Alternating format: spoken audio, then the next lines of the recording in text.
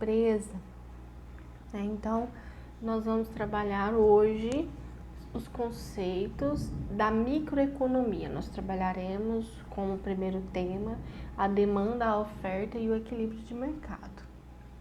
Nós vamos entender como funciona. Especificamente, nós iremos tratar sobre o conceito de mercado, conceito de demanda e suas relações, classificação de bens, relação entre preço e quantidade demandada e ofertada. Nós trabalharemos também a oferta e o equilíbrio de mercado, que é quando oferta e demanda se igualam a um determinado preço. Então, o que é um mercado? O mercado, que hoje já não é mais o local físico, onde ocorrem as transações comerciais, e sim qualquer estrutura que permita ou facilite essa interação entre compradores e vendedores. Nesse mercado, compradores determinam a demanda e vendedores determinam a oferta. O que é demanda? A quantidade de produtos que os consumidores estão dispostos a adquirir em determinados níveis de preço em um determinado período, E o que nos diz a Lei Geral da Demanda? Que quanto maior o preço, menor a quantidade demandada. Existe uma relação negativa, uma relação inversa entre preço e quantidade demandada. Nessa relação, se o preço aumenta, a quantidade demandada diminui. Se o preço diminui, a quantidade demandada aumenta. Por isso que lá na função de demanda, o coeficiente do preço do bem, ele é negativo, Então aqui nós temos o conceito de escala de demanda, que é a nossa tabelinha que nos mostra a relação entre o preço de um bem e a quantidade demandada num determinado preço aqui. Como que eu chego nessa tabela, Eu substituo o preço na minha função de demanda. O gráfico, que mostra a curva de demanda, ela é representada graficamente com a inclinação negativa, Porque a relação é inversa, Então, lembrando que sempre o preço vai estar no eixo Y, quantidade no eixo X. Aí nós temos aqui a função de demanda, cujo coeficiente do preço é negativo, devido a essa questão da relação negativa entre preço e quantidade demandada, A gente substituindo os preços aqui na função de demanda, a gente chega às quantidades demandadas. Por exemplo, quando o preço é 1, eu faço a seguinte conta, Q é igual a 25 menos 5 vezes 1, que vai dar 20. Quando o preço é 2, eu substituo P por 2. Q é igual a 25 menos 5 vezes 2, que vai dar 15. Quando o preço é 3, Q é igual a 25 menos 5 vezes 3, que vai dar 10, Com ela a gente consegue determinar a escala e a curva de demanda, Com essa função de demanda, Que a gente tem uma constante e um intercepto aqui dizendo que a função é negativa. Então, nesse caso aqui, a gente observa que mudou a função demanda, Mas o resultado, sempre preço aumentando, quantidade demandada diminuindo, A gente vai substituindo. Quando o preço é 0, a minha quantidade é 2. Quando o preço é 50, a minha quantidade é 10. Como chegou nesse resultado? Igual ao exemplo anterior. Eu pego Q igual a 12 menos 4 vezes 0,5, aí dá 10.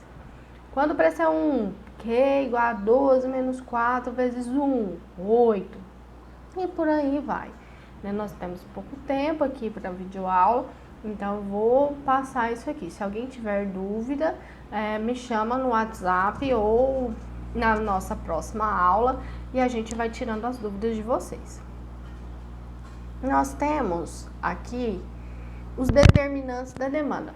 Quais fatores que influenciam na demanda de um bem, Nós temos renda, preço do próprio bem, preço dos bens substitutos, dos bens complementares, os fatores climáticos e sazonais, as questões sazonais, a propaganda, hábitos, gostos, preferências dos consumidores, expectativas sobre o futuro, facilidades de crédito, tudo isso influencia na demanda de um produto. Nós trabalhamos muito bem os exemplos em sala, vou retomar alguns com vocês hoje, mas como a gente tem pouco tempo, estou gravando esse vídeo pelo celular, Então eu vou passando meio que rápido aqui. Se vocês tiverem dúvidas, vocês me procuram ou eu gravo uma nova videoaula. Ui, passou demais, né? Que é a representação, né, das variáveis que afetam a demanda. Então a quantidade demandada é função de preço do próprio bem, preço do bem substituto, preço do bem complementar, da renda e dos custos. Então nós temos aqui a expressão ceteris paribus, tudo mais constante, que é usada para quando a gente quer entender a relação de duas variáveis em um cenário, né, num determinado cenário, e a gente analisa elas de forma isolada, né? Então a curva de demanda ela mostra, né, entre duas variáveis a quantidade máxima de um determinado bem que os consumidores estão dispostos a adquirir em determinados níveis de preço, né? E também mostra o preço máximo que os indivíduos estão dispostos a pagar por unidade adicional de produto. Pessoal, existe uma relação inversa entre preço e quantidade demandada, que é dada pela lei da demanda. Quanto maior o preço, menor a quantidade demandada. Quanto menor o preço, maior a quantidade demandada, né? E toda vez que ocorre uma alteração no preço e essa alteração provoca mudanças na quantidade demandada, a gente diz que isso representa um movimento ao longo da curva de demanda. O único determinante da demanda que vai causar um movimento ao longo da curva de demanda é o preço. O restante é tudo deslocamento da curva de demanda para a esquerda ou para a direita, vai depender da situação. Então vamos analisar a renda, né? Exemplo de renda aqui. Supondo quando a renda aumenta e a demanda aumenta, nós temos um bem normal. Quando a renda aumenta e a demanda diminui, nós temos o caso de um bem inferior. Aqui no exemplo eu trouxe para vocês o preço da carne de primeira, que é a quantidade demandada de carne de primeira e análise do mercado da carne de segunda. Então vamos supor que a minha renda aumenta. O que acontece com a minha demanda por carne de primeira? Ela vai se deslocar para a direita. Haverá um aumento na demanda por carne de primeira. Mas em contrapartida, eu vou começar a comprar mais carne de primeira e vou deixar de comprar carne de segunda. Olha o que acontece no gráfico aqui da carne de segunda. A minha curva de demanda se desloca para a esquerda. Há uma redução na demanda de carne de segunda. Então, por isso, carne de segunda é um bem inferior e carne de primeira é um bem normal. Vocês percebem que o preço não alterou. O que alterou foi a quantidade que eu passo a consumir com a questão do aumento da minha renda, né? Isso aqui é o chamado efeito renda, né? Os consumidores, eles têm um orçamento, né? E esse orçamento também determina a quantidade demandada de cada indivíduo nesse mercado. O outro determinante da demanda, né? Ainda falando de renda, me desculpem, nós temos os bens que, independente de aumento da renda, eu vou consumir uma quantidade fixa desse bem. Por exemplo, minha renda aumenta, eu vou aumentar o meu consumo de sal? Não. Então, o sal é considerado um bem de consumo saciado, assim como o arroz, assim como o feijão. Eu vou ficar mais rico, eu vou comprar mais feijão? Não necessariamente, né? Então, a gente trata aí dos bens de consumo social.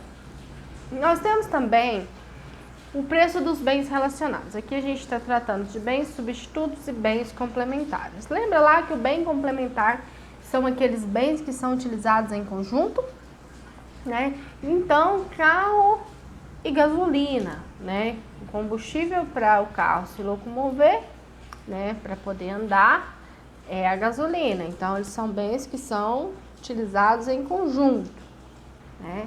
Se aumenta o preço dos automóveis, menos pessoas vão adquirir automóveis e isso vai gerar uma queda na demanda por gasolina. Temos aí um caso também, que é o caso do aumento do preço do bem substituto. O que acontece com a demanda de carne suína quando a carne bovina, o preço da carne bovina aumenta, né?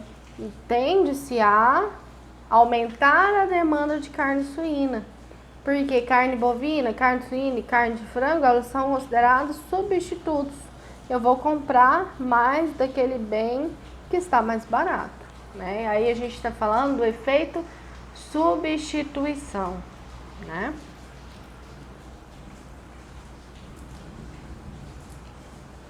Gostos e expectativas, né? Os gostos e expectativas, eles são muito influenciados, né, pela questão das propagandas, né? Então vamos pensar aqui que surge uma campanha que diga que o fumo é prejudicial à saúde, desloca a curva para a esquerda, né? A curva de cigarro aí é uma redução da demanda por cigarro. Se existe uma campanha do tipo beba mais leite, né? A gente vai aumentar a demanda por leite. Olha, o que acontece também muito com esses emagrecedores milagrosos. Semente de chia emagrece. O que vai acontecer com a demanda de chia? Vai aumentar. Olha, o tomate provoca câncer. A gente vai diminuir o consumo de tomate. Então, o que nós vimos, né, até aqui?